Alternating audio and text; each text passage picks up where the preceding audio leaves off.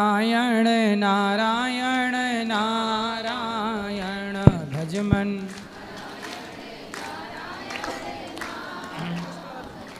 बोलिए गौरी गोपाल भगवान की। स्वागत है आपका आज की मंगलमयी प्रश्नोत्तरी में। जी स्वामी जी। जय श्री राधे। जय श्री राधे।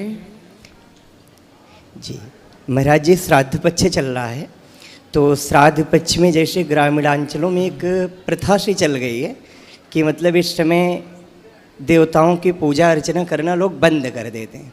तो जैसे ये पितृ प्रधान तो पूजा है, पर देवताओं की भी तो पूजा करनी चाहिए ना। पितृ भी अपने आप में देवता ही हैं। जी। तो पितृ देवताओं की भी पूजा होती है, इसलिए जब पिंडदान होता है तो पिंडदान में भगवान का भी पिंडदान होता है, तो उसमें भगवान की पूजा तो होती है। जी। संकल्प होगा तो विष्णु विष्णु विष्णु तो बोला ही जाएगा। तो भगवान की पूजा किसी भी काल परिस्थिति में किसी भी समय बंद नहीं करनी चाहिए, बंद नहीं की जानी चाहिए। पितृपक्ष श्राद्ध पक्ष में और पूजा करना चाहिए। इस पक्ष में किया गया अनुष्ठान, पूजा, जप, तप, वो सारा पुण्य पितरों को मिलता है और उनकी सद्गति होती है। कहा जाता है कि इस पितृपक्ष में आपके पास कुछ नहीं है तो दक्षिण दिशा की ओर मुंह करके केवल अपने पितरों के लिए दोनों हाथ उठा के कह दो कि हे पितरों, हमारे पास कुछ नहीं है, और उनकी याद में केवल नेत्रों से 2 आंसू बहा दो, तो वह आंसू को ही ग्रहण कर लेते हैं और तृप्त हो जाते हैं। घास उठा के उखाड़ के और गैया को खिला देने से वो घास का पिंड मान लिया जाता है कि घास का पिंड आपने गैया को खिला दिया तो उस पुण्य से पितरों की गति हो जाती है। कुछ ना होने पर ये बात भी है, पर है तो आप बढ़िया तिल के बाद वो बनाइए पिंड, और बढ़िया जौ के तिल के पिंड बना के और दान कीजिए, पिंड दान कीजिए, अन्न दान कीजिए। सब भगवान की पूजा किसी भी काल परिस्थिति में ईश्वर की पूजा बंद नहीं होती। चूँकि हमारे मन में चल रहा था, चूँकि आपको इस समय पूरा विश्व सुन रहा है, तो आपके माध्यम से ये जानकारी जन जन में व्याप्त हो गई। और महाराज जी, श्राद्ध पक्ष में श्रीमद् भागवत महापुराण का फल विशेष रूप से क्या हो जाता है? कहते हैं गया श्राद्ध सते नापि मुक्तिर में न भविष्यति। सते नापिर मुक्तिर में न भविष्यति। यदि गया, जैसे गौकर्ण जी ने गया श्राद्ध तो धुंधकारी का किया, पिंडदान किया, पर चूंकि उनने नाम गोत्र गलत लिया था, क्योंकि उन्हें ये लगा कि मेरा भाई है, जबकि वो बहन का था। धुंधकारी जो था वो उनकी अपनी माँ का जो धुंधली की बहन का बेटा था, तो गौकर्ण जी के मौसी का लड़का हुआ। चूंकि वो नाम गोत्र गलत बोल रहे थे, उन्हें यही था कि हमारे नाम गोत्र का है। क्यों गुरुजी, बात सही है जी। इसलिए उनको उसका फल नहीं मिला। फिर भी गया श्राद्ध करने के बाद भी किसी की सदगति में कोई बाधा हो तो भागवत सुनने के बाद उसकी सदगति निश्चित है। क्योंकि भागवत कितना भी बड़ा पापी कोई ना, भागवत जी में लिखा ये मानवः पाप कृतस्तु सर्वदा सदा दुराचारणता विमार्ग गाहा क्रोधाग्नि दग्धः कुटिलाश्च कामिनः सप्ताह यज्ञेन कलौ पुनन्तिते। कितना भी बड़ा पापी हो उत्तर ही जाएगा भागवत के अनुष्ठान से। जी सादर जय श्री राम जी। गुरु जी के चरणों में सादर नमन जी। गौरी गोपाल भगवान की जय जी। हम लोग छत्तीसगढ़ से हैं। मेरे सामने में 2 जो बैठे हैं, राजा राम कौशिक और रामेश्वरी कौशिक, इनके कोई संतान नहीं हैं। अच्छा। और अभी तक के 9 भागवत ये लोग सुन चुके हैं जी। अभी 31 अगस्त से 6 सितंबर तक हरिद्वार में कथा सुन के आपके शरण में आए हैं। इनका एक ही निवेदन है कि हमारे आगामी जो जीवन है वृंदावन में हम लोग वास करेंगे और आपकी छत्र छाया में कोई सेवा करेंगे। बिल्कुल, हमारे लायक जो सेवा हो आप बताइए।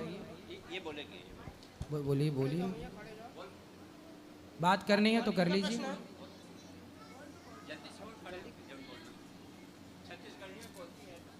बोले छत्तीसगढ़िया सबसे बढ़िया। जो हम लोग भागवत करवाए हैं वो मन्ना था हमारा कि हम लोग कि बच्चा हो जाए करके, वो भी नहीं, हम सक्सेस नहीं हुए। इसीलिए हम लोग वर्ष कितने वर्ष हो गए विवाह के? मतलब 20-25 साल हो गए। 25 साल हो गए। बच्चादानी निकल गया 25 साल की उम्र में। निकल गया बच्चादानी? जी। क्यों निकल गया? कैंसर हो गया था तो। तो देखो, अब जितनी चाहत पुत्र की है उतनी चाहत यदि भगवान को पाने की हो जाए जी। तो भगवान जिनको मिल जाए तो उन्हें फिर क्या चाहिए? मीराबाई किसके लिए रोई? बेटे के लिए कि भगवान के लिए? भगवान के लिए। इसलिए तुलसीदास जी किसके लिए रोए?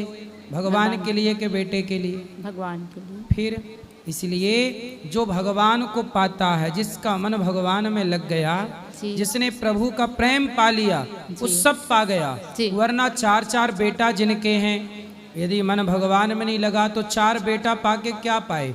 बहुत सारी वृद्ध माताएं ऐसी हैं जिनके 4-4 बेटा हैं और वो रोटी नहीं देते, और वो माताएं आज गौरी गोपाल में रह रही हैं। तो बेटे हैं तो सही 4-4, पर बुढ़ापे में एक रोटी का सहारा नहीं है। तो ऐसे बेटे ईश्वर ने आपको पुत्र नहीं दिया, इसके पीछे कुछ कारण रहा होगा।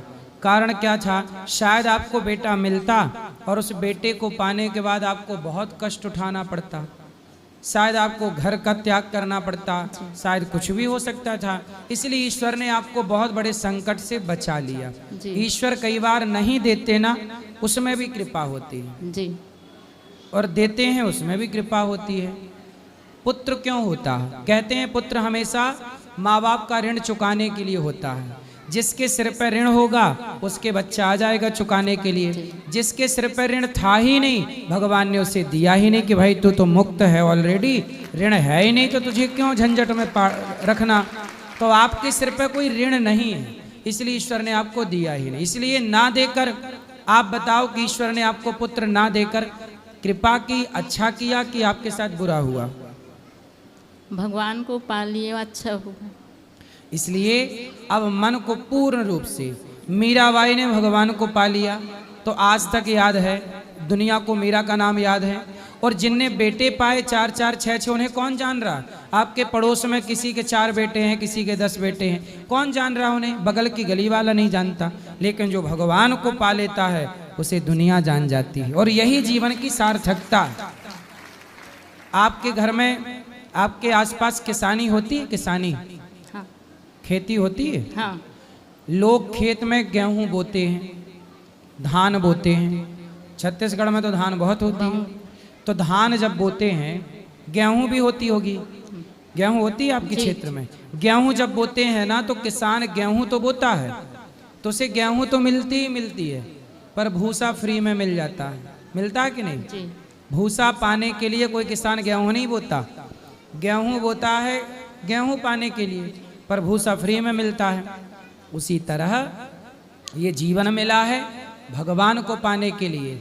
ये बेटा बेटी मान सम्मान तो भूसे की तरह है, मिल जाए तो ठीक है, नहीं मिले तो कोई बात नहीं। बहुत संत हुए हैं, बहुत लोग हुए हैं जिनके बेटा नहीं हुआ और उन्होंने भगवान में मन लगा कि अपना कल्याण कर लोगे तो आपका जीवन आना सार्थक होगा। आपन कल्याण नहीं कर पाओ तो फिर 4 बच्चे पालो आप, वो कल्याण हुआ नहीं तो 4 बच्चे पाके भी क्या करोगे? दुर्लभो मानुषो देहो देहि नाम क्षण भंगुरा। बड़े भाग्य मानुष तन पावा, शरीर बड़े भाग्य से मिला है।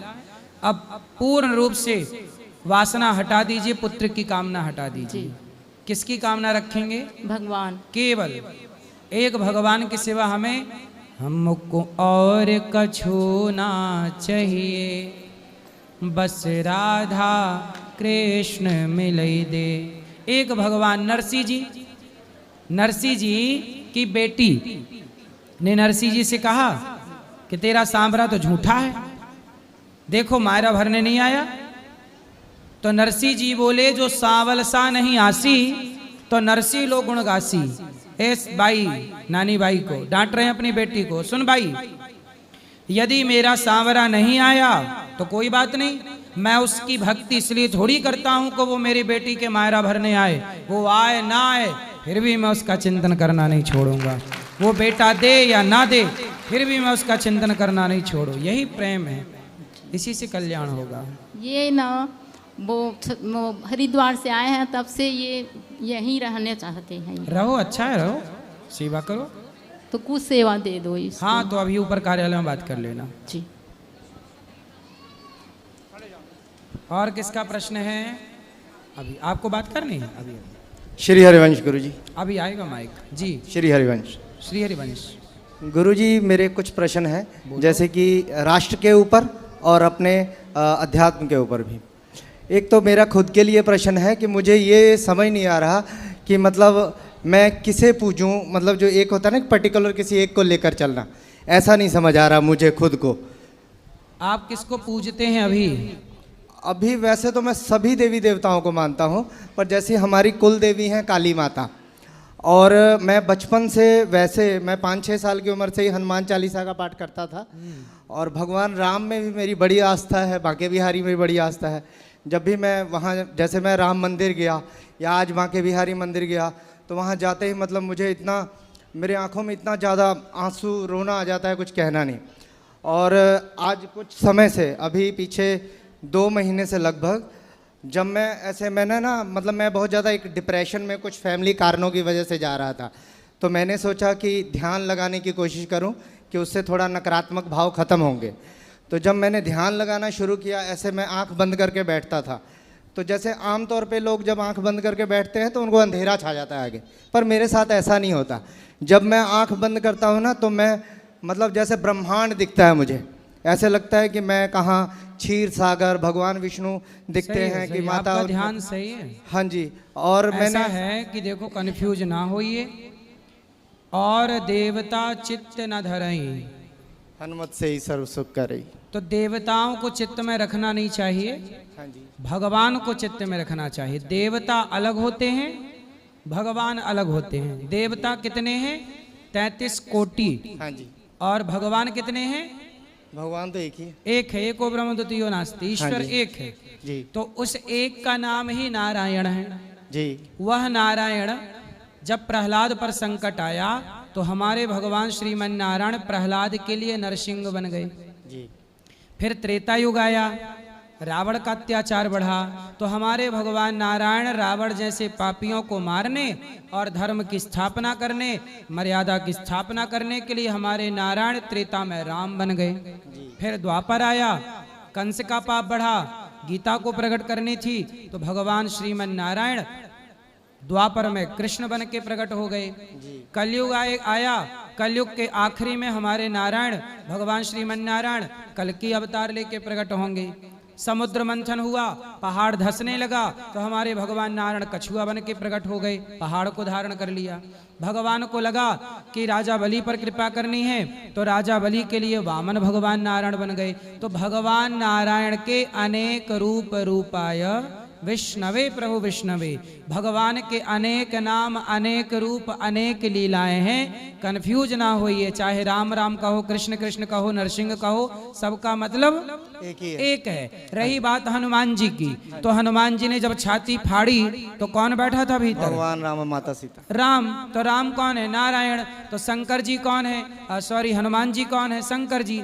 शंकर जी भी सदा भगवान श्रीमन नारायण का ध्यान करते रहते। जी जी। तो हरि हरि और न भेदा, और गुरुजी हरि जैसे हर में कोई भेद ना मानो, राम कृष्ण में कोई भेद ना मानो। क्या समझ में आया? पहले बताओ, कंफर्म कराओ, क्या समझे? यही समझ में आया जी कि हरि जो विष्णु नारायण है वो ही सब कुछ है। हाँ, अब कंफ्यूज नहीं होगे? नहीं जी, अब नहीं अब confuse क्या होगा। जपोगे? नारायण नारायण। श्रीमन नारायण। और गुरुजी जैसे कि ना मैं एक दिन ऐसे बोलो ही एक बार श्रीमन नारायण। श्रीमन नारायण। ठीक है। गुरुजी एक दिन मैं जैसे ध्यान में बैठा था ना, तो मुझे मतलब जो आभास हुआ बैठे ऐसे, मतलब जब मैं आंख बंद करता हूँ, जैसे मैं अभी बंद कर लूँ ना, तो तुरंत ही मुझे सब कुछ दिखने लग जाता है। तो ऐसा हुआ कि जैसे मैंने माँ काली का रौद्र रूप देखा, और उनका रौद्र रूप चल रहा था, और इसी में मैं उसको देख के डरने लग गया, मुझे कंपन होने लग गई मेरे शरीर में। ठीक है। और इसी के साथ तुरंत थोड़ी देर में ही उनके रौद्र रूप के आगे चारों तरफ मयूर पंख मुझे नजर आने लगे, और उससे फिर मुझे शीतलता मिली। सही और है। फिर माँ ने मुझे कहा कि मेरा मंदिर बनवाओ, ऐसा उन्होंने कहा। ठीक है, तो आप सामर्थ्यवान बने तो एक मंदिर छोटा सा बनवा के पूजा करिए। मंदिर का मतलब है कि ईंट पत्थर का मंदिर नहीं, अपने मन को ही मंदिर बनाओ। ये भी इशारा है कि मन को मंदिर बनाओ। ईंट पत्थर का मंदिर ही नहीं होता, मन को भी तो हम पवित्र करके मंदिर बना सकते हैं। और गुरुजी एक सवाल मैं राष्ट्र के लिए पूछना चाहता पहले जो समझ में आई, मन क्या है? हूँ। मन मंदिर है। मन मंदिर है। मन नाला भी है। हाँ, अगर गलत जिसका दिशा मन गलत जा रहा है वो मन नाला है, जी जी और जिसका मन भगवान में लगा है उसका मन ही मंदिर है, और उसी मन मंदिर में भगवान प्रकट हो जाते हैं। जी जी। अब आगे एक राष्ट्र के लिए सवाल है मेरा। जैसे कि हम जब भी अपने धार्मिक स्थलों पर जाते हैं, ठीक पिछले साल अभी भगवान की ऐसी कृपा हुई कि पिछले वर्ष मेरी जब से शादी हुई है, मैंने बहुत सारे तीर्थों के मुझे दर्शन लाभ हुए। तो सबसे पहले शादी के तुरंत बाद हम गए बाबा विश्वनाथ बनारस में। ठीक तो है। जब हम वहाँ पर गए तो हमने देखा, जैसे कि सुना तो हुआ था और जैसे सोशल मीडिया के द्वारा देखा भी हुआ था कि देखा कि नीचे भवन है, भगवान का मंदिर है, ऊपर गुंबद है वो इस्लाम का। और फिर इसके बाद जैसे राम मंदिर का तो हम सब जानते ही हैं, अभी फैसला आया और राम मंदिर भी बना। और आज यहाँ भी जब मैं मथुरा में श्री कृष्ण जन्मभूमि पर गया तो वहाँ भी हमने देखा कि नीचे मंदिर है और ऊपर वो मकबरा सा बना हुआ है।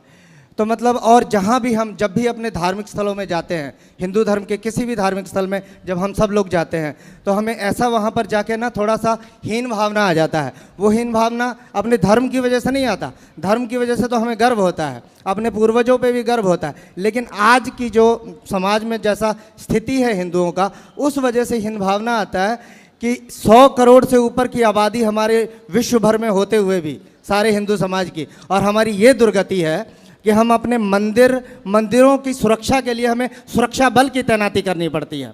जबकि यही जब हम देश के और भी देश दुनिया में और भी जितने भी धार्मिक स्थल हैं अलग अलग धर्मों के, छोटे से अगर एक सिख धर्म का उदाहरण आप ले लीजिए, हम में से ही निकला है और 2% के करीब उनकी आबादी है पूरे देश दुनिया में। अगर वहाँ आप जाओ तो वहाँ भी उनको भी इस चीज़ की ज़रूरत नहीं पड़ती कि उनके धार्मिक स्थलों की सुरक्षा कर्मी कर रहे हों।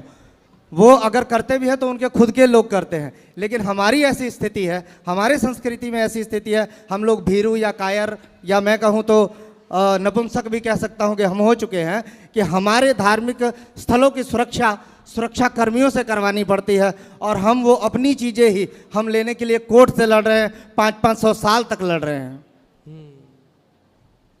ठीक है, आपकी चिंता है, पर अब क्या है, ये देश ना एक संविधान है, एक सिस्टम है, तो उसको फॉलो कर रहे हैं कि लड़ाई झगड़ा ना हो, खून ना बहे, और हमारे अधिकार हमें मिल जाए, उनके अधिकार उनको मिले। जहाँ मंदिर हैं वो मंदिर की भूमि हमें मिल जाए, जो उनका है वो उन्हें मिले। तो अब शांति से काम हो रहा है। पहले तलवारों के बल पे काम हुआ, गर्दन काट काट के पहले लहू बहा बहा के मंदिर तोड़े गए और मस्जिदें बनाई गईं। अब की सरकार चाहती है कि लहू ना बहे, खून ना बहे, और शांति से कोर्ट कचहरी के द्वारा ही निर्णय हो जाए। अब राम मंदिर बना, किसी का खून नहीं बहा। 500 साल तक जिस लड़ाई को सनातनी लड़ते रहे, भूमि भी आ गई, मंदिर भी बन गया। सब्र रखेंगे, सनातन अपना मजबूती से आगे बढ़ता रहेगा। तो बिना हम सनातन, यही तो सनातन की सुंदरता है कि हम जीत भी जाते हैं और खून भी नहीं बहता। जी जी। और महाराज जी, मैं आपका धन्यवाद करना चाहता हूँ। एक मिनट जी। आपका धन्यवाद इसलिए करना चाहता हूँ कि जैसे मैं असल में सही मानिए ना तो मैं बाबाओं को नहीं मानता, लेकिन हाँ, जैसे कि कुछ बाबाओं को आज के समय में बहुत ज़्यादा मानता हूँ। जैसे एक बागेश्वर वाले बाबा जी हैं, धीरेन्द्र शास्त्री, प्रेमानंद जी महाराज, आप भी हो उसमें, और एक ठाकुर जी, जो उनका अभी पूरा नाम नहीं याद मुझे। तो वो इसलिए वो मानने का एक कारण भी है। एक ये कि दान तो सभी लेते हैं। जैसे हमारे देश में लाखों मंदिर मठ होंगे, बड़े बड़े संत हैं, तोंद निकाल के बैठे हैं, लेकिन उनमें से कोई दान तो सब ले रहे हैं, लेकिन उसका इस्तेमाल नहीं करते। लेकिन आप जैसे कुछ संत हैं जो उनका इस्तेमाल भी कर रहे हैं, और सबसे जो बड़ी बात, आप लोग समाज को एक शिक्षा भी देते हो। जैसे अभी आपके पीछे तो बहुत सारे न्यूज़ रिपोर्टर आपके पीछे पड़ गए थे, क्योंकि आपने माताओं बहनों के लिए जो भी अच्छी बातें ही बताई थी आपने। समाज में जो भी मेरी पत्नी है, मेरे पड़ोस में जितने भी औरतें हैं, वो सब आपकी तारीफ़ ही कर रहे थे कि महाराज ने बहुत अच्छा किया। और मैंने देखा भी, जितने भी अच्छी औरतें थी वो सब समर्थन में ही थी आपकी। जो गंदगी थी उनके ऊपर ही कीचड़ जाके लगा, सही निशाने पे लगा आपका तीर जो भी था। श्रीमन नारायण। बिल्कुल, जय श्रीमन नारायण। राधे राधे गुरुजी। जी गुरुजी, मैं हरियाणा से आई हूँ। बोलो बेटा। करना लगता है और ससुराल राइसन है जी, लेकिन मेरा पति मुझे बहुत मारता है। पति मारते हैं? हाँ जी। कहाँ से हो आप? करनाल? हाँ जी, जिला करनाल, गांव रायसन। और रायसन? मुझे पी के बहुत मारता है और मेरे 2 लड़के हैं जो वहीं पे रह गए। तो आप यहाँ आ गए?